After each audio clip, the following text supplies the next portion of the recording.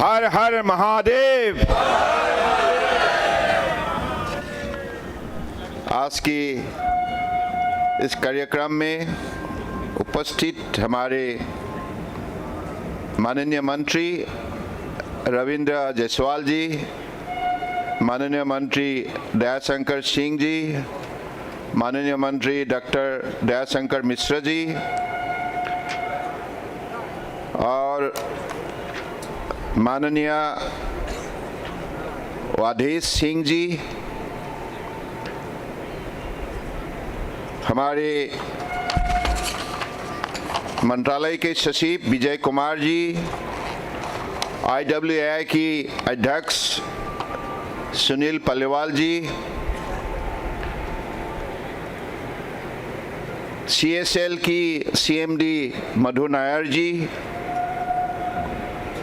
SCI की CMD BK Tyagi ji, IWAI की उपाध्यक्ष सुनील सिंह जी और यहाँ उपस्थित परम आदरणीय भाइयों और बहनों, पत्रकार बंधु,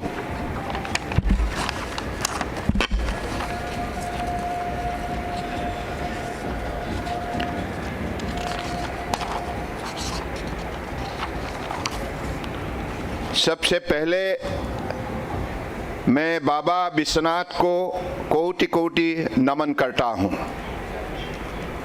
पवन भूमि काशी केवल एक शहर नहीं बल्कि हमारी सभ्यता की आत्मा है। काशी का नाम लेते ही मन में भक्ति की गंगा बहने लगती है और आज इसी पूज्य भूमि में विकास की एक नई धारा भी बह रहा है। एक ऐसी धारा जो भारत को नई ऊंचाइयों तक पहुंचाने का संकल्प लेकर चल रही है। यह हमारी संस्कृति की शक्ति है कि हम परंपरा से प्रेरणा लेकर प्रगति की ओर आगे बढ़ रहे हैं और यह प्रेरणा हमें हमारे यशस्वी प्रधानमंत्री श्री नरेंद्र मोदी जी के मार्गदर्शन से मिली है। काशी अब परंपरा और प्रगति का अद्भुत संगम बन चुकी है। जहां आस्था है वहां अब अवसर भी है। यही तो है प्रधानमंत्री जी के नेतृत्व में उभरता नया भारत, जहां विकास भी है और विरासत भी। यह हम सभी के लिए गर्व का विषय है कि आज भारत ने पहला स्वदेशी हाइड्रोजन फ्यूल सेल आधारित अंतर्देशीय जलयान अपने व्यावसायिक संचालन के लिए तैयार है। यह केवल तकनीकी प्रगति ही नहीं बल्कि यह दर्शाता है कि हम हरित ऊर्जा और स्वदेशी समाधान की दिशा में पूरी भरोसे से साथ आगे बढ़ रहे हैं। मैं यह भी विशेष रूप से उल्लेख करना चाहूँगा कि हाइड्रोजन ईंधन आज की एक नई और उभरते हुए तकनीक है जो स्वच्छ और टिकाऊ ऊर्जा का बड़ा विकल्प बनकर सामने आ रहे हैं। इस तकनीक से जहाज़ों में धुएं या गैसों का निकलना लगभग ना के बराबर है, जिससे यह पर्यावरण के लिए एक सुरक्षित समाधान बन सकता है। हालांकि इस दिशा में अभी और अनुसंधान और परीक्षण जारी है ताकि इसे पूरी तरह से व्यावसायिक रूप से अपनाया जा सके। इस शुरुआत के साथ भारत गर्व से हाइड्रोजन संचालित जलयानों का संचालन करने वाला चुनिंदा देश चीन, नॉर्वे, नीदरलैंड, जापान के सम्मुख में शामिल हो गया है, जिससे यह साबित होता है कि हमारे तकनीकी क्षमताएं विश्व स्तरीय और भविष्य के लिए तैयार है। यह संभव हो पाया है हमारे यशस्वी प्रधानमंत्री श्री नरेंद्र मोदी जी की दूरदर्शी नेतृत्व और स्पष्ट मार्गदर्शन के कारण। बीते 11 वर्षों में प्रधानमंत्री जी की जिस रफ्तार और सोच के साथ देश के हर क्षेत्र को आगे बढ़ाया है, उसी का परिणाम है कि आज अंतर्देशीय जलमार्ग भी भारत की नई विकास यात्रा में अहम भूमिका निभा रहे हैं। पिछले एक दशक में कई ऐतिहासिक बदलाव हुई है। जहां पहले केवल 5 राष्ट्रीय जलमार्ग थे, वहां अब यह संख्या बढ़कर 111 हो गए है। वर्तमान में 32 जलमार्गों पर कार्गो और यात्री सेवाएं संचालित हो रहे हैं। क्रूज पर्यटन अब 13 जलमार्गों पर सक्रिय है। कार्गो ट्रैफिक 2014 में जहां 18 मिलियन टन था, अब 145 मिलियन टन को पार कर चुका है। स्थायी जेटियों की संख्या 30 से बढ़कर 126 हो गए हैं, जिससे ग्रामीण और शहरी लोगों के लिए सुगमता बढ़ी है।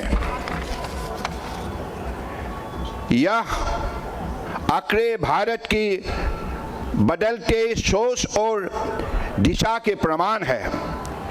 इस बदलाव के नींव रखी गई जलमार्ग विकास परियोजना के जरिए। यह परियोजना के तहत राष्ट्रीय जलमार्ग 1 पर हल्दिया से बनारस तक आधुनिक नेविगेशन कॉरिडोर बनाया गया है। इसमें मल्टी मॉडल टर्मिनल्स, उन्नत उपकरण, सामुदायिक जेटिया और ई नेविगेशन जैसे सुविधाएं दी गई है। उत्तर प्रदेश में जलमार्ग विकास के लिए 300 करोड़ रुपए से अधिक की परियोजनाएं पूरी हो चुकी है। इनमें रोपेक्स सवाई आधुनिक terminals, water taxi, floating pontoon और अन्य सुविधाएं शामिल है। आने वाले वर्षों में लगभग 2200 करोड़ रुपए की परियोजनाओं और भी शुरू हो जा रहा है। प्रधानमंत्री जी की 8 गंगा जैसे योजनाएं ने इस विकास को स्थानीय लोगों से जोड़ा है। कारीगरों, किसानों, व्यापारियों और पर्यटन से जुड़े लाखों लोगों को इससे नया रोजगार और अवसर मिला है।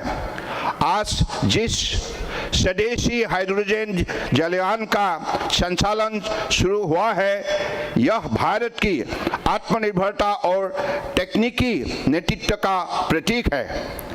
कोचिन शिपयार्ड, IWI और सभी तकनीकी संस्थाओं को मैं विशेष रूप से धन्यवाद देता हूं, जिन्होंने यह कार्य समयबद्ध रूप से सफल किया है। आज इसी शब्दों का साथ मैं आप सबको फिर से बधाई देता हूं और हमारे देश के आदर्शवादी नेता, दुनिया के सबसे लोकप्रिय नेता प्रधानमंत्री नरेंद्र मोदी जी ने पिछले 11 साल में जो देश में परिवर्तन लाया है, मोदी जी ने आज सुशासन व्यवस्था के जरिए गरीब कल्याण के लिए और भारत माताओं की शरणों पे समर्पित भावनाओं से निष्ठापूर्वक जैसे देश सेवा की है और हमें जो मार्गदर्शन दी है, इसके वजह से 140 करोड़ भारतीय जाग उठा है और हमारे भारत का शक्ति, संपदा और संभावना को उजागर करने में अगर किसी ने हमें विशेष रूप से शक्ति दी है, वही नेता है माननीय प्रधानमंत्री नरेंद्र मोदी जी। और आज गंगा हो या ब्रह्मपुत्र, देश के हर राष्ट्रीय जलमार्ग को आज विकास के रास्ते पर सही उपयोग करने के लिए उन्होंने दिशा दिया है। और आज मैं यहाँ ये पवित्र भूमि में अगर मैं खड़ा हूँ आपके पास, इसका कारण है परम आदरणीय प्रधानमंत्री जी के निर्देश के मुताबिक मैं आज इस कार्यक्रम को यहाँ डेडिकेट करने के लिए आया हूँ, भारत माताओं के शरणों पे समर्पित करने के लिए आया हूँ।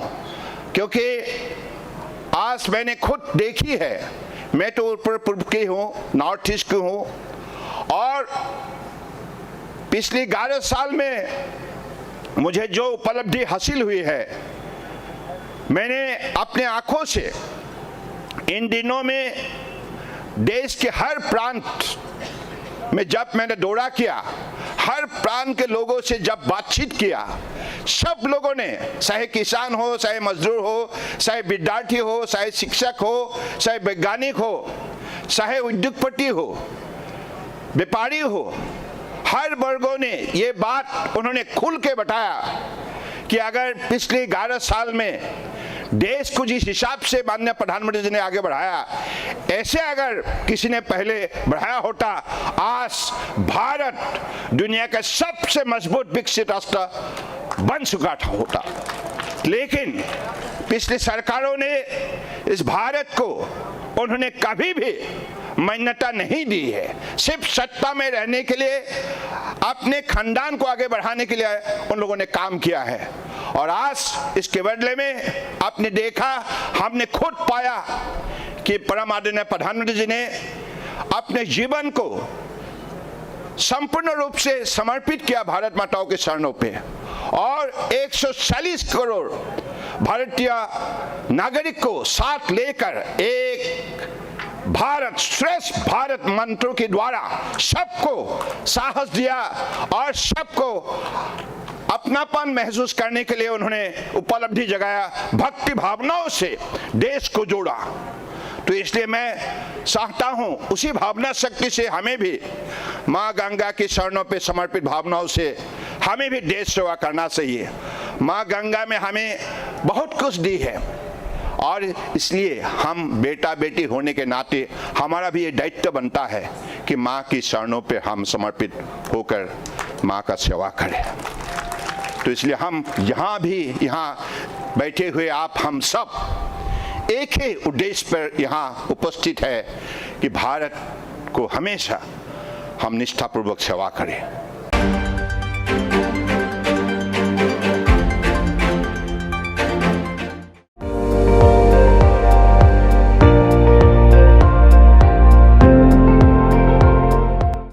আপুনি চাই আছে ND24 সৰ্বশ্ৰেষ্ঠ নহয় সৰ্বোত্তমৰ দৌৰত।